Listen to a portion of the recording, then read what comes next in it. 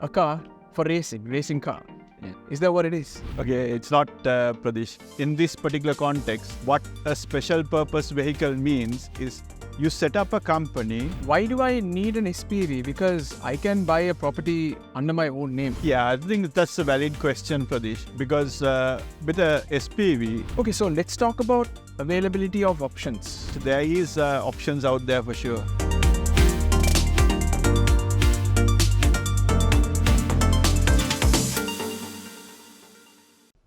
Hello and welcome back to another episode of Let's Talk Mortgages, and in this episode we'll be decoding the topic of SPV. Now, what is an SPV? I honestly don't know, which is why I have the mortgage wizard Iftikhar Mohammed, who is a mortgage advisor and an accountant and has been the best of both worlds for the past 10 plus years. So Ifti, how are you doing today? I'm very well, thank you, Pradesh. How are you doing? Yeah, doing good. Thank you, Ifti. Right, so talking about SPV, I know that SPV is special purpose vehicle. The full form of SPV is special purpose vehicle. And the first impression I get of the word special purpose vehicle is that you have a vehicle and you have designated a specific purpose for it. Like say a car for racing car. Yeah. Is that what it is? Okay, it's not Pradesh. So in this context, right, special purpose vehicles, you can use it in different contexts. But in this particular context, what a special purpose vehicle means is you set up a company specifically to buy a property or properties. So in that sense, it's a special purpose vehicle to buy properties via a company. So that's what it means in this context. So my next question is that why do I need an SPV? Because I can buy a property under my own name. So automatically the next question I get on my mind is, okay, what does it matter if I have a limited company? I can just buy with my own name. So what is the reason for an SPV to be set up? Yeah, I think that's a valid question, Pradesh, because with a SPV, SPVs grew in popularity about 4 or 5 years ago because there were some changes in tax laws which said that, if you buy a property in an individual's name or a joint property with, two people together, you cannot deduct the interest as a deductible cost. So which means suddenly, let's say your rental income was say 10,000 and your interest cost was 5,000. Suddenly, assuming there's no other expenses, suddenly, you're making 10,000 profits. But before, you were only making 5,000 profit. So you're taxed on the 10,000 instead of 5,000. Plus, if you are a high taxpayer, it didn't help you because what happened was that 10,000 was added as an income. Because in the past, they only added the profit as an income. So if your sort of income exceeds that, so if you're somebody earning say 42,000, your income is considered as 52,000 now. So you automatically become a high taxpayer. So that didn't really help. So that's why a lot of people, especially if they are a high taxpayer, they would use this route. But if somebody is a basic taxpayer, not earning as much, still the individual route or a joint property route might work better for them. Okay, so you said there are tax advantages of setting up a limited company, buying a property through that. How hard or easy is it to set up a limited company? Yeah, it's not difficult. You can go to company's house, you can set up a company within 24 hours. So it's not too difficult, but this is where things get complicated. Each person is different. So you probably want to structure the company in a way that it works for you. So in that sense, yes, you probably want to get some advice before you do that, unless it's a very basic structure. But basic structures don't work for everyone. Sorry, I'm putting my tax sort of hat on here because obviously I'm an accountant, right? So you probably want to get some advice before you do that. So once you set up a SPV company, is it possible for me to buy a house for residential purposes? Or is it only designated for buy-to-lets? Okay, that's a very interesting question, and I get asked this question quite a lot. So with an SPV, the whole idea is it's supposed to be for an investment purpose. Now, there's two scenarios. One, you can still buy a property through the limited company without using a mortgage. Now, if you buy it without using a mortgage, you don't need permission from anybody to rent out the property. So therefore, yes, you can live in it, but HMRC says it's owned by the company and it's not owned by you. So therefore, you need to pay taxes. So, even though you are living in it and your company owns it, you have to pay market rates as rent, and that will be taxed. So that I can't see a point in that. Now, if it's a mortgage, it's slightly different. With the mortgage companies, you have to get permission from them if you're going to live in that property. Usually, they wouldn't give you permission because, like I said, it's an investment property and it's not a residential property. So very unlikely the bank will give you permission. But obviously, if it comes to that, you have to get permission from the bank. Through my experience, bank wouldn't give you a permission for you to live in it. From what you said, what I understand is that the more income you earn under your own name, you'll be taxed on the usual personal income tax brackets, isn't it? Yeah. Like 20%, 45%, 40%. But if it is through a limited company, if the rental income is coming through the limited company, then you're taxed at a lower rate. Is that what it is? So with the limited company, you pay corporation tax. But if you do withdraw a dividend, based on whether you're a basic taxpayer or a high taxpayer, you pay tax based on that. But most people who have this, they retain the profits in the company, so they don't take any dividend except for the tax-free dividend allowance, which they make use of. So they don't pay tax, they just pay corporation tax. But with the individuals, it's slightly different. So if you're a basic taxpayer, like I said, let's say you're earning 20,000 and you earn a rent of 10,000. It doesn't matter because you're still going to be a basic taxpayer and you'll be paying basic tax rates, which is at 20%. But if you're a high taxpayer or somebody who's very close to earning that, let's say somebody's earning 42 in my earlier example, and they, have a 10,000 rental income, it pushes them to the high taxpayer bracket. So then they are taxed at 40%. And obviously they can't, deduct the interest cost as well. So that means they're paying tax on a higher profit than they used to.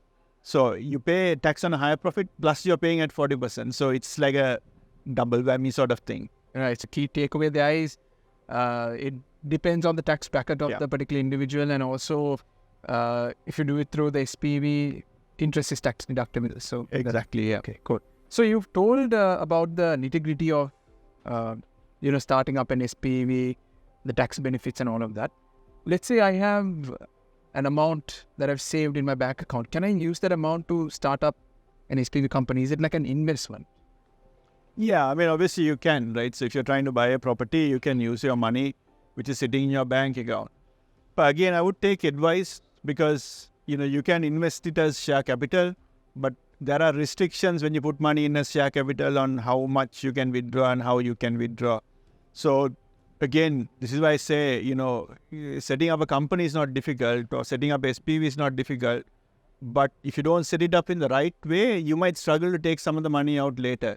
So you probably want to get some advice, some tax advice, as well as a mortgage advisor's advice, so that, you're making the right choices.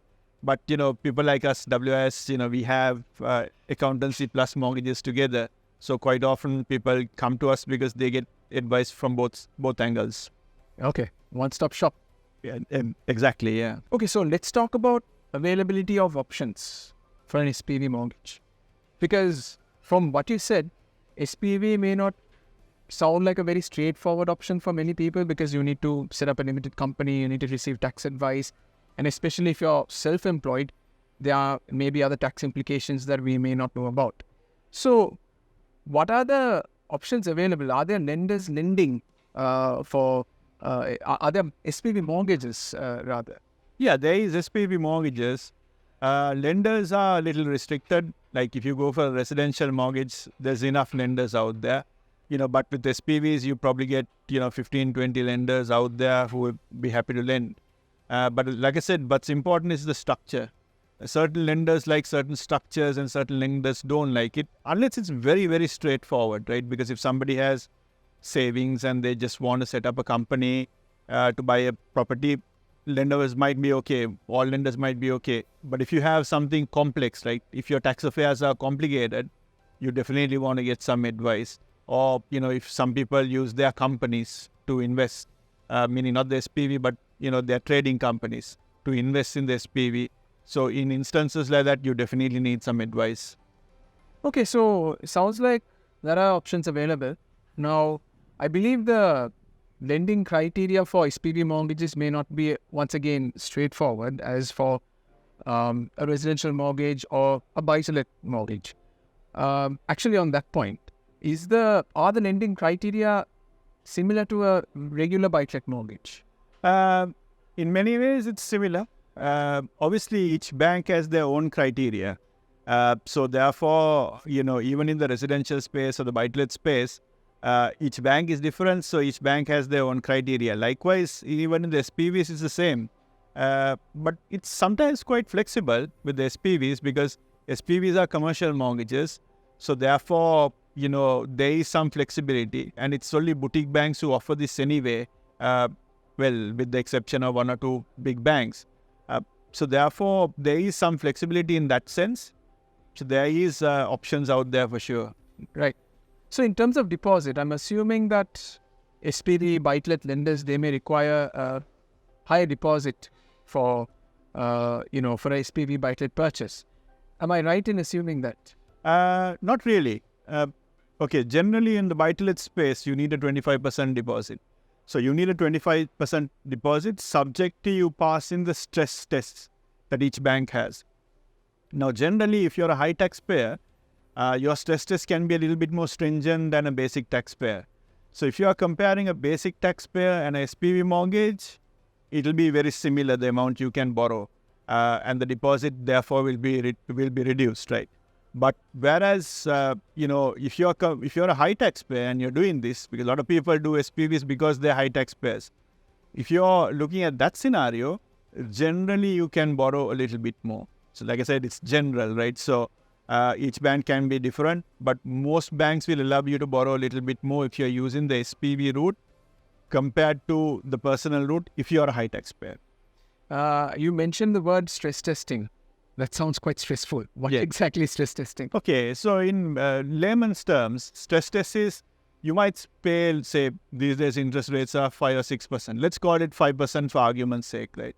So it may be 5%, but the bank will assume the interest rate is something like 8.5% because, this environment, interest rates are going up, right? So they will factor that. So they'll look at 8.5% interest. What if the interest rate was 8.5%? Is the mortgage still affordable? So that's something they look at. But also they will look at your tax status because if you're a high taxpayer, you generally pay higher tax. So they will factor that as well. Now, with the SPV, that's the beauty because you're not paying high tax. They are a little bit more lenient when it comes to that. So those are two factors that they look at when they look at stress tests. But also they will look at periods where there's no tenants or vacant periods where the property is like vacant, right? Now that they usually leave a provision for that as well. Usually they leave a provision of about, say, 10 to 25% sort of provision. They're assuming that the house will not be rented for that time period. So those are the three key factors that they look at when they stress test. So the main thing is the interest because that's why people struggle these days to borrow extra money with buy-to-lets. But having SPVs have helped people because they are a little bit more lenient with the stress testing. Okay, so I think I understand stress test a little better now. Yeah. As much as the rental income is important, on top of that, the interest rate is even more important, it looks like. Yeah. So what does the stress test criteria or how does stress testing look like in the market right now? Are the lenders very stringent when compared to before? Because as I remember, some time back, lenders started increasing their variable rates and they were stress testing on higher variable rates. So is it still the same or are they relaxing the market? Are we seeing the light of day? Yeah, I mean, they are a little tough, especially with the interest rate. So with the interest rate, if you're going for a fixed deals, most lenders would stress test it at about 8.5%, even though the interest rate is about 6%. But if you're looking at variable, they can be a little flexible because if the variable rate is 5%, they will normally top it up by about another 2% if it's variable. So that's something that's happening. So yes, if you're comparing with a year ago, stress test was about 5.5%, right? So it's gone up by about 3%. So in that sense, yes, they are strict. But the lenders have become a little clever as well because they know it's not practical for a lot of borrowers. So what they are doing is they are keeping the interest rates lower and they're increasing the product fee. So by doing that, people are able to borrow a little bit more than that they would have borrowed before. So the other day I was looking at some rates for SPV mortgages. Not that I'm actually going for a SPV purchase. I'm not a high rate taxpayer, but I was just going through the rates out of curiosity to know what the rates look like. So like you said, the rates are, I can't even find rates at about 4.5%, 5%, right? But they come with a whopping 5% product fee. Say you're going for a mortgage of 300,000, then 5% of that would sum up to a pretty huge amount. So why is there a very high product fee stuff on top of the interest rate that is being provided by that? Yeah, I mean, again, it's packaging. Like I said, they want it to work for the borrowers. So to work for the borrowers, the normal interest rates, if you look at the buy-to-let space, might be 5.5%, but whereas you're paying 4.5%. So what's the catch here? Because usually SPV interest rates are slightly higher. So because the reason why it's lower is because they have increased the product fee. So that's the way they've packaged it. So it's the same thing. Rather than saying your interest is 7% and charge a lower product fee, what they're doing is they're lowering the interest rate and increasing the product fee so that the affordability works well and the stress test works well. That's the whole idea. Right.